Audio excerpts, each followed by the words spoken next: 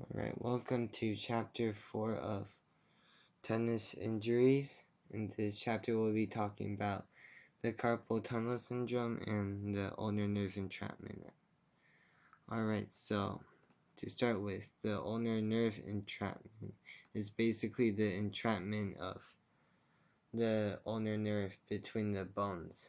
So basically sometimes the ulnar nerve, which is one of 3 major nerves in the arm, it might get trapped under a bone in the wrist. Now, this would lead to a ringing and burning sensation in the hand, wrist, and fingers, along with the weakened grip because of the pain. Now, treatments for not very serious injuries can include bracing and nerve gliding exercises, which basically you curl your wrist towards you and curl it back. Now, if for the really serious ones, they can include the ulnar nerve anterior transposition surgery. So basically, the doctors can cut out a bone, or unless if it's like it has a free open space with the bone, the doctors can just remove the ulnar nerve and put it in front of the bone so it would have more space to flow its blood. Now, another surgery can include a medial epicondylectomy, which basically is when the doctor removes the bone completely and just lets the nerve become free. Now, this can take up to 6 to 8 weeks, and the strength in the arm will become completely lost, so you'll have to find a way to regain strength. Now, there can be another injury called the carpal tunnel syndrome, which is basically when the median nerve becomes compressed. Now, so basically, the symptoms include a burning, shocking pain within the thumbs, index finger, middle finger, shoulder, and arms.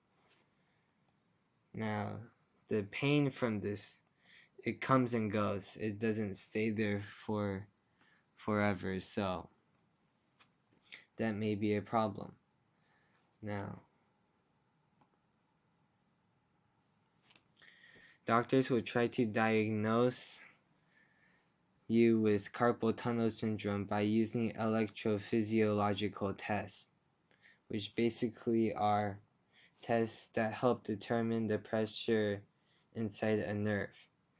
Now, some electrophysiological tests can include nerve conduction studies, which is basically how well the brain is controlling the nerve. The electromyogram, or EMG, which shows the electrical activity in the muscles and nerves.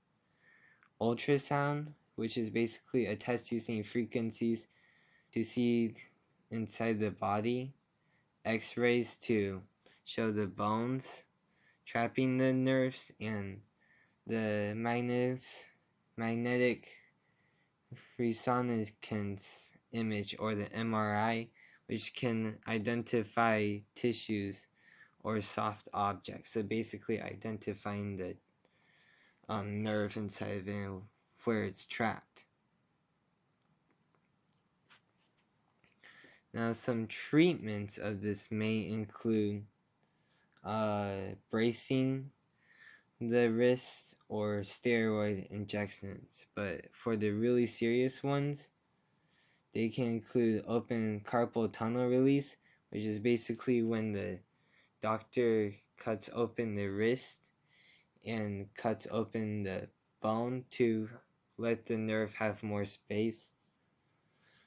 And yeah, so the ulnar nerve entrapment and the carpal tunnel syndrome might happen due to the constant use of the wrist in tennis. So some players might use too much wrist in some shots, such as the volleys. Now I have a model here for you which shows the correct posture for hitting a volley. So as you can see in this model, it's not moving its wrist at all. Its wrist is consistent, and so therefore it's not disturbing its wrist in any way. Alright, so I have a model for you with the bad posture. And as you can see, this model is flipping his wrist to try to create more spin on the ball. Now, this is really bad because the shock from the volley will help the wrist bend more, which lets the nerves get easily trapped between the bones. Because once you bend your wrist, there is a chance that the nerve can get behind a bone and get stuck there. Alright, so as usual, I have left you videos in the end about me demonstrating the good and bad postures. Alright, thank you.